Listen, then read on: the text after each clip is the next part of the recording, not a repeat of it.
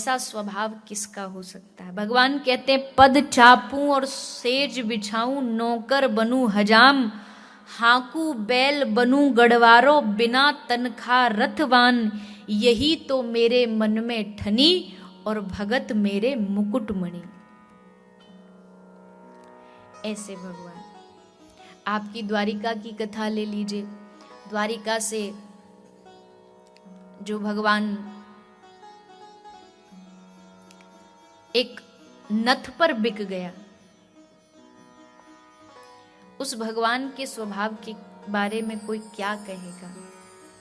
ऐसे भक्त वत्सल भगवान श्री सुखदेव जी ने जैसे भगवान के स्वभाव के बारे में सुना, बस खड़े हुए और भाग पड़े।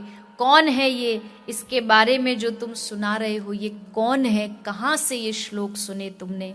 तब शिष्य सुखदेव जी को अपने गुरुदेव के पास लेकर के गए और वहाँ जाकर के सुखदेव जी को श्रीमद् भागवत कथा श्रवण करने का अवसर मिला। और वही भागवत सुखदेव जी ने अपने आश्रित राजा परीक्षित को श्रवण कराई। परीक्षित जी का प्रागट्य कैसे हुआ उसका वर्णन सूत जी कर रहे हैं। यदा मृधे कौरव संजयाना,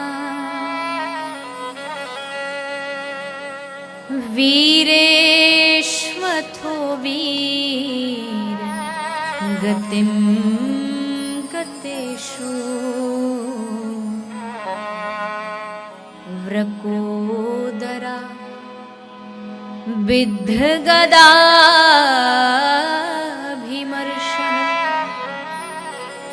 भग्नोरुदण्डे धृतराष्ट्रपुत्रे।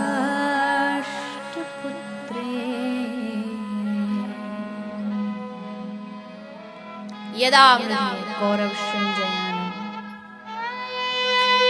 महाभारत का आरंभ हुआ, लेकिन याद रखिए महाभारत की कथा शिक्षा तो बहुत सारी देती है, लेकिन एक बात विशेष कर जो ध्यान देने योग्य है कि शायद अगर दुर्योधन की संगत अच्छी होती तो इतनी बड़ी महाभारत दुर्योधन न करता। अगर उसके सलाहकार अच्छे होते, अब सलाह देने वाला भी तो कौन था, मामा शकुनी, और वो भी आया था दहेज में गांधारी के साथ। और हमारे ब्रज में कहते हैं कि दहेज की तो हर चीज खतरनाक होती है और नुकसानी करती है। दहेज में जो मिलता है चीज नुकसानी करती है। तो एक तो दहेज में मिला था मामा शकुनी, एक रामचरितमानस में दहेज में मिली थी मंथरा।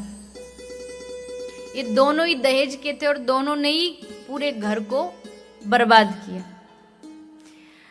तो अगर इसका संगत अच्छी होती, किसी ने कहा जीवन में 3 चीज अच्छी होनी चाहिए, एक मित्र, एक चित्र और एक चरित्र।